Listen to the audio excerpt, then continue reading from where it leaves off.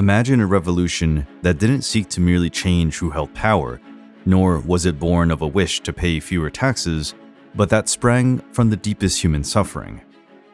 This is the story of the Haitian Revolution, the only successful slave uprising in the history of mankind.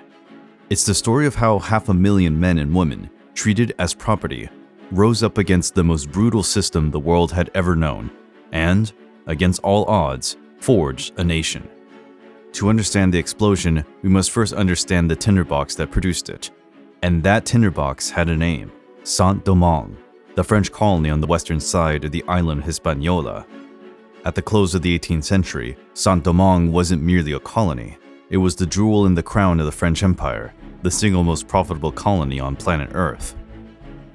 From its lands, drenched in blood and sweat, came 40% of all the sugar and 60% of all the coffee consumed in the world.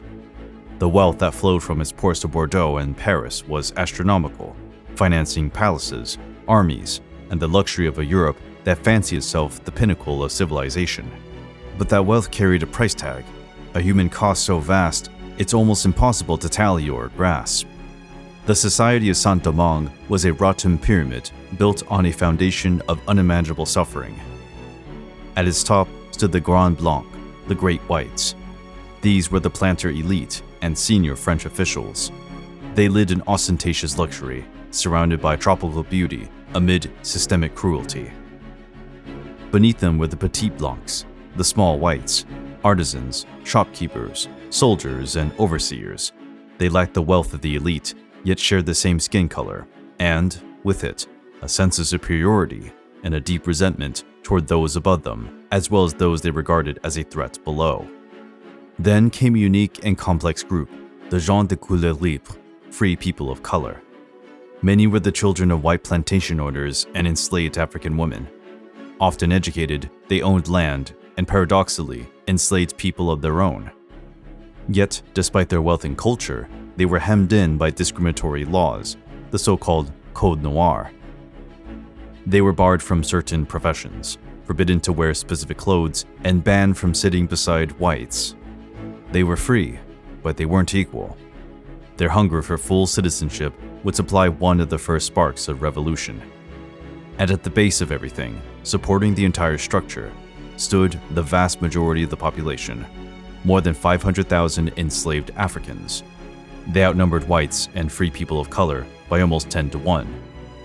They weren't regarded as human beings, but as movable goods, tools, property. Life on a sugar plantation in Saint-Domingue was hell on earth. Labor was excruciating, from sunrise to sunset, beneath the overseer's whip.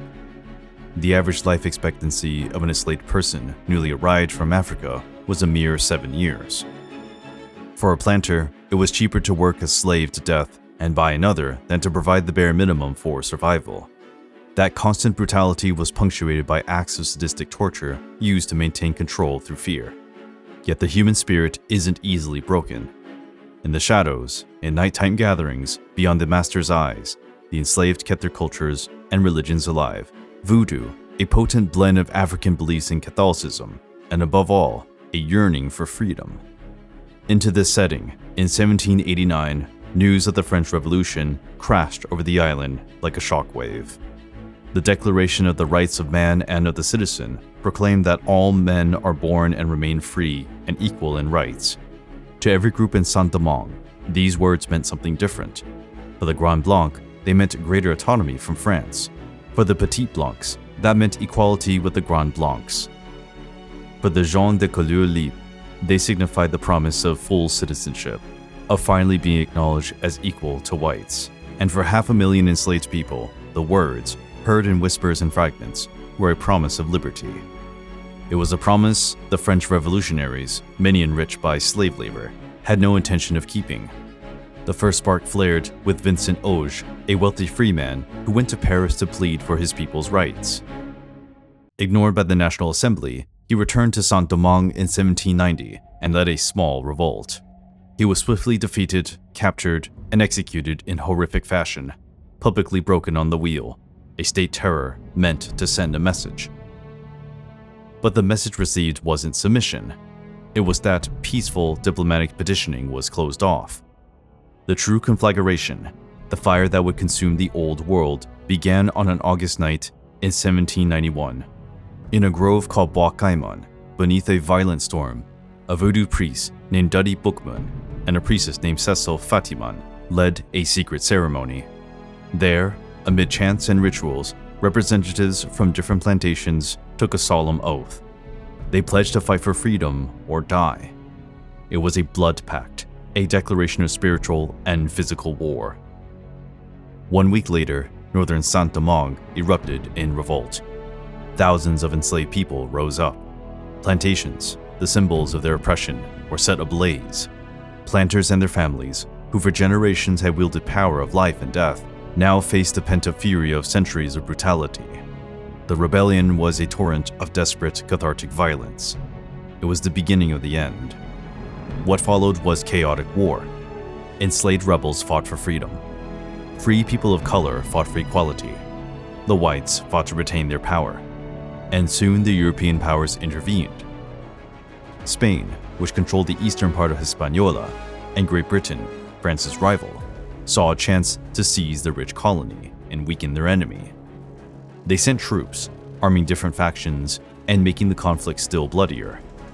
Into this whirlpool of fire, alliances, and betrayals, a figure emerged who would change history's course: Toussaint Louverture.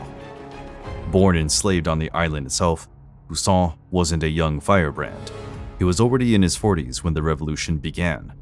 An educated man who had been a coachman and plantation steward, he didn't start the revolt, but when he joined it, he did so with a military and political astuteness that astonished the world. Toussaint turned a desperate rebellion into a disciplined army. He understood European minds and knew how to exploit rivalries among France, Spain, and Great Britain. He allied with Spain to fight France. Then, when revolutionary France, in a desperate act of pragmatism to keep the colony, formally abolished slavery in 1794, Toussaint switched sides. The French made him a general of the Republic, and with his seasoned troops, he drove the Spaniards back to their territory, and then the British off the island. By 1801, Toussaint Louverture was the de facto ruler of Saint-Domingue. He had defeated internal and external foes. He drafted a constitution for the colony that named him governor for life, and crucially, abolished slavery forever. He did all of this under the French flag, yet the message was clear. Saint-Domingue was an autonomous entity governed by a black man, founded on the principle of liberty for all. But across the Atlantic, everything had changed. Napoleon had taken power in France, and he viewed Toussaint not as an ally, but as an insolent subordinate. The existence of a colony led by a former slave who dared write his own constitution was an affront to Napoleon's authority and to his plans to restore order and the lucrative slave economy. Napoleon's response was overwhelming. In 1802, he dispatched the largest expeditionary force ever to cross the Atlantic. More than 40,000 elite soldiers, commanded by his own brother-in-law, Charles Leclerc, with a clear mission: topple Toussaint, disarm the black troops, and reinstall slavery in its purest, most brutal form. When the French fleet arrived, Toussaint Louverture looked out to the sea and uttered prophetic words: "All France has come to Saint-Domingue to take revenge and enslave the blacks." The ensuing war was ferocious beyond precedent. Leclerc initially tasted success. Many of Toussaint's generals, believing Leclerc's false promises that liberty would be preserved, surrendered. Eventually, Toussaint himself, seeing the devastation and hoping to spare his people further bloodshed, agreed to retire in exchange for safety and the freedom of his troops. It was a trap. Soon after, Toussaint was betrayed, captured, and shipped to France. He would die of cold and malnutrition in an icy dungeon in the Jura Mountains, thousands of kilometers from the land he had freed. His last words to his captors were a warning and a promise: "In overthrowing me, you have cut down in Saint-Domingue only the trunk of the tree of black liberty. It will spring up again from its roots, for there are many and deep." He was right. News of slavery's restoration in other French colonies and Toussaint's betrayal set the island aflame once more. The War of Independence became total war, a war of extermination. And a new leader, more relentless and unyielding than Toussaint, took command: Jean-Jacques Dessalines. Dessalines, a former slave whose body bore the whip scars, was the embodiment of revolutionary fury. His philosophy was brutally simple: cut off the heads, burn the houses. Against an enemy who came to enslave them, there could be no mercy. It was victory or a return to chains. The Haitians fought with a courage born of despair. They had an unexpected, lethal ally: yellow fever. Tropical diseases decimated the European troops, who lacked immunity. Thousands of Napoleon's soldiers, including Leclerc himself, died not in battle, but fever-stricken in their beds. The war reached its climax at the Battle of Vertières in November 1803. It was the last great battle for independence. Dessalines' forces, ragged yet resolute, launched a fierce assault on the remaining French forts. The bravery displayed became legendary. Under a torrential downpour, black soldiers charged again and again through cannon fire, fighting for every inch of ground. In the end, the French, exhausted, sick, and demoralized, surrendered. The revolution had won. On the 1st of January, 1804, in Gonaïves, Jean-Jacques Dessalines proclaimed independence. He tore the white from the French tricolor, leaving only blue and red to symbolize the union of blacks and mulattoes against whites. He bestowed on the new nation a new name, severing it forever from the colonial past. He called it Haiti, the island's original indigenous name. Haiti's Declaration of Independence is one of history's most powerful, chilling documents. We swear before the entire universe to renounce France forever, and to die rather than live under its rule, to fight to the last breath for the independence of our country. Yet newly won freedom was fragile, and the war's trauma was profound. To Dessalines, independence wouldn't be secure while a French population remained on the island. He saw them as a potential fifth column, spies, and future allies of any renewed invasion to restore slavery. The memory of General Leclerc's false promises in the extermination war's brutality was fresh. In his mind, the only way to ensure slavery could never return was through one terrible final measure. And so, early in 1804, he ordered the massacre of the remaining French white population in Haiti. It was an act of brutal vengeance, yet to its perpetrators, it was the radical surgery required to exorcise forever the disease of colonialism and white supremacy from their land. Dessalines' order was carried out pitilessly, sweeping across the country from February to April of 1804. Soldier squads went town to town, executing French men, women, and children, in a final act meant to erase every trace of their former masters. Nevertheless, it's crucial to note that the massacre wasn't indiscriminate. There were exceptions revealing its political logic. Priests, doctors, Polish artisans who had defected from Napoleon's army to fight alongside Haitians, and most United States citizens were largely spared. The target was specifically the French colonizer. This act of violence sealed Haiti's identity as a fundamentally black nation, a bloody, total rupture with Europe. Haiti's birth sent shockwaves around the globe. To the enslaved across the Americas, from Brazil to Virginia, the news was a beacon of hope, proof that victory was possible. At that same time, it supplied the perfect pretext for slaveholding nations to brand the new republic savage, justifying decades of diplomatic and economic isolation. For slave powers, it was as though their worst nightmare had come true.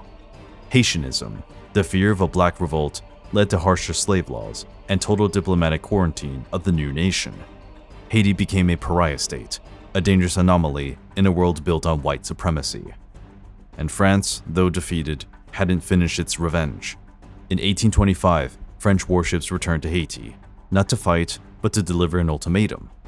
France demanded that Haiti pay an indemnity for its independence, an indemnity not to Haitians for centuries of stolen labor and suffering, but to former French slaveholders for their lost property, the Haitians themselves. The price was set at 150 million gold francs, an astronomical sum, equivalent to many billions of dollars today. Under threat of a new invasion and a strangling trade embargo, Haiti was forced to accept.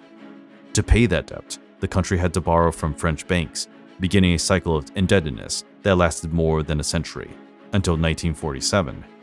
That debt had strangled the nation in its cradle, diverting resources that should have gone to education, infrastructure, and development. It stands among modern history's most cruel, enduring injustices, and is a direct cause of many hardships Haiti faces to this day. The Haitian Revolution is a complex saga of triumph, tragedy, and vengeance.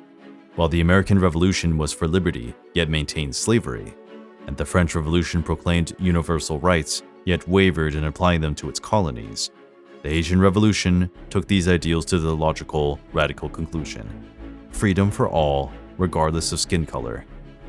It proved that the oppressed could rise and break their own chains, inspiring abolitionist movements and rebellions worldwide. It created the world's first Black Republic, a lasting symbol of resistance and self-determination. Today, when we look at Haiti and see headlines of poverty, political instability, and natural disasters, it's easy to forget the glory of its own origin. But one cannot understand present-day Haiti without grasping the revolution that made it, and the terrible price the world made Haiti pay for its audacity.